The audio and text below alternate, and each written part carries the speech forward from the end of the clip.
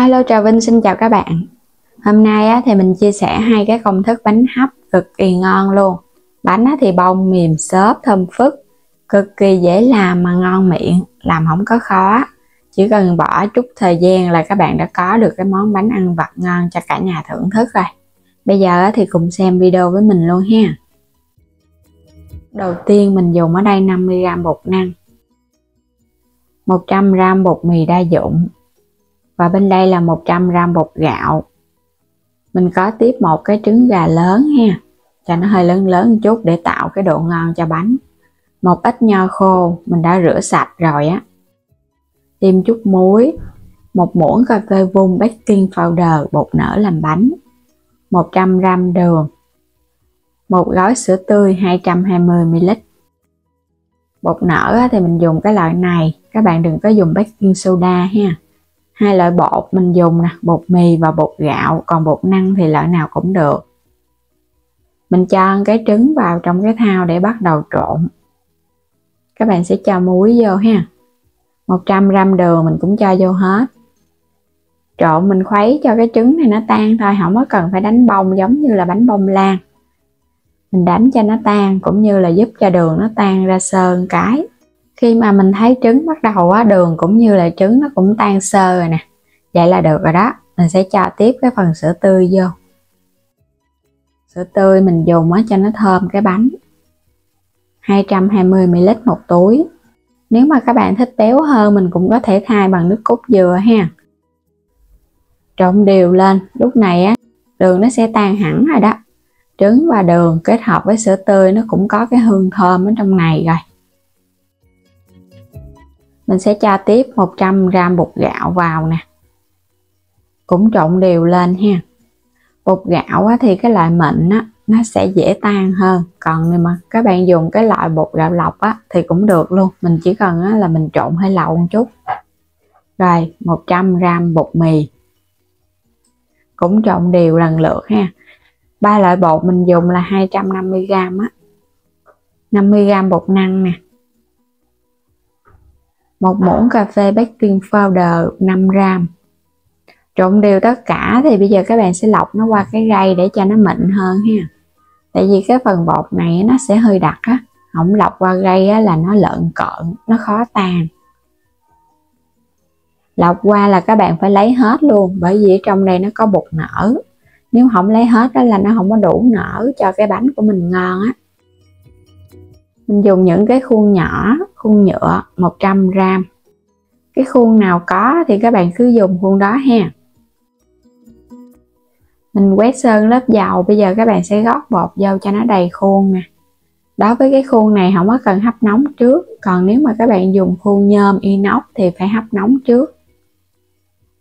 Gót cho nó đầy thì chút nữa nó sẽ bung cánh, nó vung lên. Còn các bạn gót hơi lưng thì nó nở lên vẫn ngon luôn ha, nhưng mà nó không bung cánh thôi. Mình làm cái này không có cần phải vẽ tranh lên trên mặt bánh đâu. Cuối cùng là cho nho lên trên mặt nè. Nho khô tạo thêm cái hương vị ngon cho bánh, chua chua ngọt ngọt, bánh của mình ăn nó cũng không ngán. Bây giờ là sẽ đem đi hấp, bắt sẵn nồi nước sôi. Mình sẽ hấp lửa cao trong vòng 15 phút cho bánh của mình nó chín hẳn và nó nở bung cánh. Đủ thời gian là các bạn tắt bếp chờ 1 phút rồi mình hãy mở nắp nha, để cho bánh không có sốc nhiệt. Bánh nở bung cao nè, bung cánh, thơm quá chừng luôn. Thơm cái mùi sữa tươi các bạn. Không có nghe cái mùi trứng thôi ha, có thêm nho thì bánh của mình nó cũng thơm. Bây giờ sẽ lấy nó ra. Mình chờ nguội chút xíu để mình tháo bánh ra cho nó dễ dàng ha. Bánh ngon quá chừng luôn. Chỉ với một cái trứng kết hợp với bột, bánh của mình siêu thơm, siêu ngon. Có sữa tươi nên nó cũng thơm lắm. Bánh nhẹ tên luôn, xốp mềm, không có bị chai cứng đâu. Nếu dùng nước cốt dừa thì phải thêm vani vô, còn mình dùng sữa tươi thì không cần vani cũng được nữa. Có nho lên trên mặt nhìn cái bánh cũng hấp dẫn hơn ha. Tại vì các bạn làm không, vừa có trái cây mà vừa có tinh bột, có trứng, đầy đủ dinh dưỡng, thơm ngon, dễ làm. Làm sẵn các bạn ăn 2 ngày vẫn ngon chứ không cứng đâu. Mình làm hôm nay qua ngày hôm sau mình ăn bánh vẫn ngon luôn. Nhưng mà các bạn cứ để yên trong khuôn ha. Khi nào ăn hả tháo. Bên trong cực kỳ mềm xốp luôn. Nó nhẹ lắm các bạn. Cầm lên nó nhẹ tên nè. Đó, bên trong nó xốp. Bánh mà làm ra xốp ngon nhẹ là bánh mới thành công. Còn làm ra mà nó nở nhưng mà nó bị nặng tay á, là do cái bánh của mình nó chưa có đủ độ xốp á. Bây giờ mời các bạn cùng thử nè. Bánh thơm phức, ngọt đậm đà, có nho chua chua, ăn nó cũng chống ngán. Ở đây thì mình có một chén bột mì số 8 150g. Bên đây á, là mình dùng 2 cái trứng gà lớn, 2 muỗng cà phê baking powder bột nở, thêm chút muối và một ống vani, 3 muỗng canh dung dầu ăn 50g và 100ml sữa tươi, mình dùng loại không đường, 100g đường nữa nha. Bây giờ đập hết 2 cái trứng gà, mình cho hết vào trong thau luôn. Công thức này á, rất là dễ luôn á. Mình thấy á, ai cũng làm được thành công. Tiếp theo là cho muối vô nè. Vani cũng cho vô luôn cho bánh nó thơm. Rồi khuấy sơ cái ha, cho cái hỗn hợp này nó quyện đều. Mình không có cần phải đánh, mà mình chỉ cần khuấy thôi à. Bánh vẫn nở xốp bông y như kiểu truyền thống mà đánh bông trứng vậy đó. Rồi bây giờ cho đường vô hết luôn. Cái lượng đường này là mình thấy bánh nó ngọt ngon nha.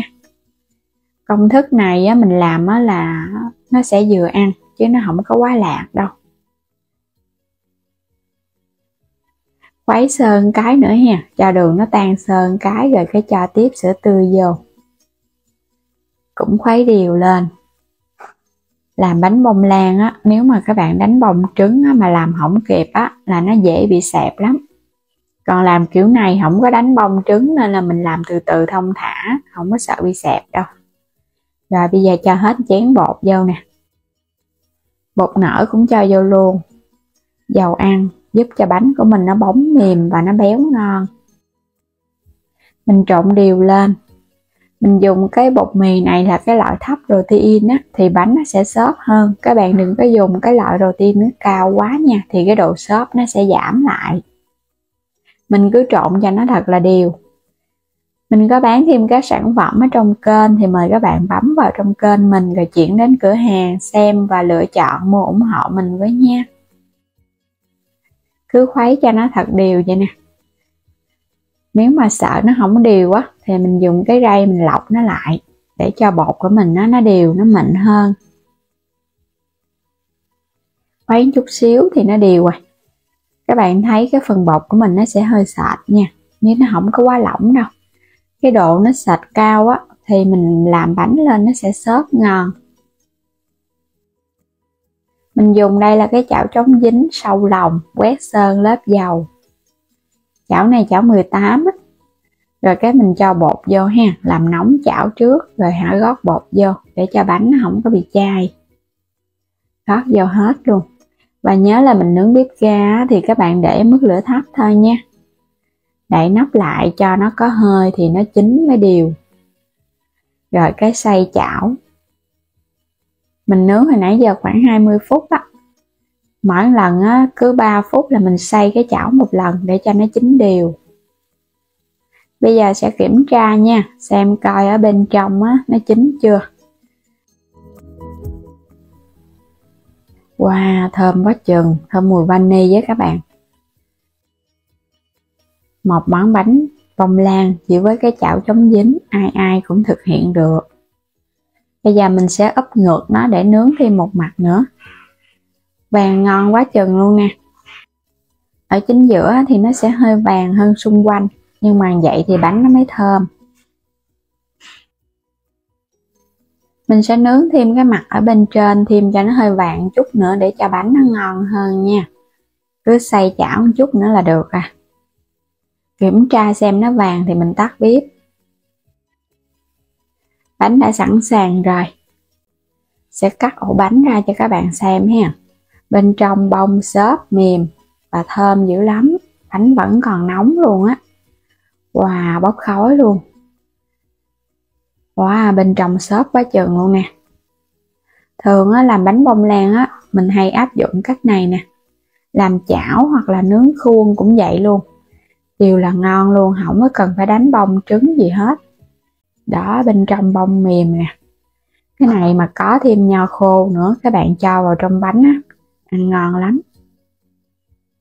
Cái mặt ở bên dưới mình nướng nó hơi vàng chút để cho bên trong nó chín kỹ á, làm lên nó nhẹ giống như là cái bông mút vậy đó. Còn các bạn làm á, nếu mà lỡ nó hơi chai á, là do cái bột nở của mình á, nó hết hoạt động nha. Chứ cái công thức bánh này vừa có trứng vừa có bột nở nên là bánh nó dễ nở và nó xốp. Bên trong rất là mềm, từ trên xuống dưới luôn, bánh nó không có bị chai gì hết á. Có thêm dầu ăn giúp tạo thêm cái độ béo và cái độ bóng cho bánh. Bánh ngọt đậm đà luôn á. Mình dùng công thức này là mình thấy ngon, chứ nó không có quá ngọt nhiều mà nó cũng không lạt nữa. Nếu như mà ai mà thích ít ngọt hơn á, cũng có thể giảm chút xíu đường lại. Bây giờ thì cảm ơn các bạn đã theo dõi hết video của mình ha. Chúc các bạn thành công, ngon miệng. Đừng quên đăng ký kênh Alo Trà Vinh và Alo Trà Vinh 2 ủng hộ mình. Và mua thêm các sản phẩm ở trong kênh thì mời các bạn bấm vào góc trái video lựa chọn mua ủng hộ mình ha. Bây giờ thì xin chào tạm biệt, hẹn gặp lại các bạn ở những video tiếp theo.